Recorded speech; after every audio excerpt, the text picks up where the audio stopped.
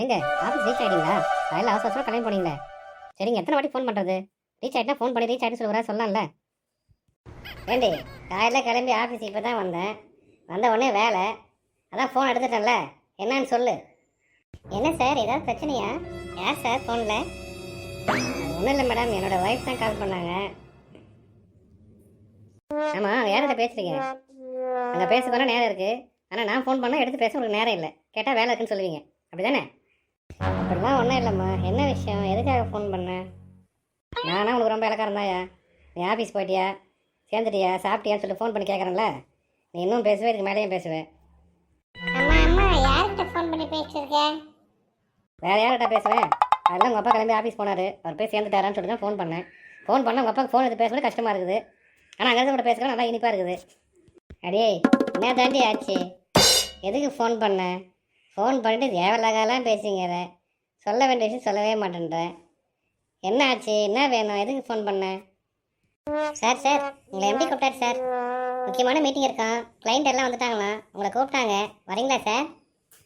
ஒரு 5 மினிட்ஸ் வந்துடுறேன் மேடம். என் ஒய்ஃப்கிட்ட பேசியிருக்கேன், பேசி முடிச்சுட்டு இன்னும் ஒரு 5 மினிட்ஸில் வந்து சார் பார்க்குறேன்னு சொல்லுங்கள்.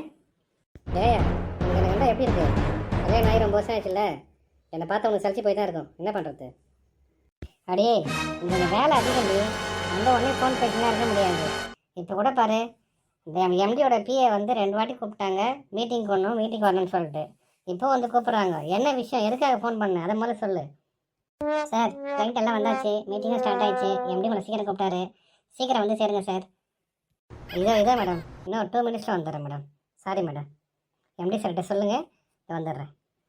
ஏ நீ மட்டும் தான் வேலை செய்யறியா? அப்போ நான் சும்மா தான் வீட்டுக்கு சொல்லாமல் சொல்கிறியா? எங்கள் வீட்டில் எத்தனை வேலைக்கு தெரியுமா? வீட்டில் இருந்து பாரு, எவ்வளோ வேலை செய்யணுன்றது உனக்கு தெரியும். நீ பாட்டு காலையில் கிளம்பி வேலைக்கு போயிடுற, அது மட்டும் தான் உனக்கு தெரியும். காலையில் எழுந்துலேருந்து சாயங்காலம் நீ வர வரைக்கும் எத்தனை வேலை விட்டது தெரியுமா? அம்மா தாயே, தெரியாத சொல்லிட்டேம்மா. என் தங்கம் இல்லை, எதுக்கு ஃபோன் பண்ண கொஞ்சம் சொல்லுமா. ஒன்றும் இல்லை, சும்மா தான் ஃபோன் பண்ணேன். ஏன் ஏதாவது விஷயம் தான் ஃபோன் பண்ணணுமோ? விஷயம் எதாவது ஃபோன் பண்ணால் தான் பேசுவீங்களோ? சும்மா ஃபோன் பண்ணால் பேச மாட்டீங்களா? அடே இதுக்கப்புறம் உங்க கூட மல்லிட என்னால் முடியாதுடி, ஏதாவது நேரில் பேசிக்கிறேன். நீ முதல்ல ஃபோனை கட் பண்ணு. சார் எத்தனை வாட்டி கூப்பிடுறது, மீட்டிங் வாங்கன்னு எம்டி கூப்பிட்றான்னு சொல்லிட்டு. இப்போ பாருங்கள், வந்த கிளைண்ட் டென்ஷன் ஆகிட்டாரு, எம்டியும் டென்ஷன் ஆகிட்டாரு. வந்த கிளைண்ட்டு எதுவும் பேசாமல் கொள்ளாமல் எழுந்து போயிட்டாங்க. எம்டி ரொம்ப கோவத்தில் இருக்காரு, உங்ககிட்ட ஒன்று சொல்ல சொன்னார். உங்களை வேலை வந்து டிஸ்மிஸ் பண்ணிட்டாங்களா, நீங்கள் ஒழுங்காக வீட்டில் போய் ஃபோன் பேச சொல்லிட்டாரு. ஏண்டி காலையில் எழுந்து கஷ்டப்பட்டு பஸ்ஸு பிடிச்சி ஆஃபீஸ்க்கு வந்து வேலை செய்யணும் பார்த்தா ஃபோன் பண்ணிவிட்டு எதுக்கு ஃபோன் பண்ணணும்னு சொல்லாமல் அதுக்கப்புறமா உங்கள்கிட்ட கெஞ்சி கூத்தாடுறதுக்கப்புறம் சொல்கிறேன் சும்மா ஃபோன் பண்ணணும். இப்போ என்ன தெரியுமாடி, என்னை வேலையில தூக்கிட்டாங்க, வீட்டுக்கு வந்து பேசிக்கிற இது எல்லாமே எதாக இருந்தாலும். ஒன்று இந்த வீட்டை நீ இருக்கணும், இல்லை நான் இருக்கணும். இன்னைக்கு முடிவு பண்ணிட்டேன்டி.